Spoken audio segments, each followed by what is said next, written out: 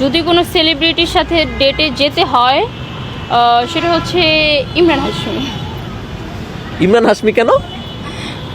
Cause আমার ফেসবুকের আস্তাগফিরুল্লাহ, তওবা তওবা। সুমাইয়া রিমুর নাকি বলে ইমরান হাশমিরে লাগবে।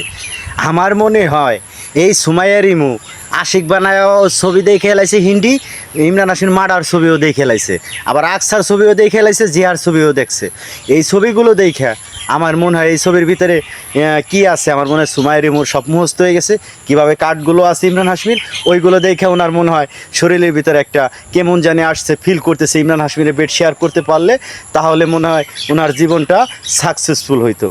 আরে ভাই, আপনার একটা কথা বলি সুমাইয়া রিমু, শোনো, যে সন্তান আর যে স্বামী ছাইরে তুমি আইছো, তোমার ভিক্ষা করা ছাড়া রাস্তায় আর কোনো পথ থাকবে না। রূপের গরম বেশি দিন আর থাকবে না।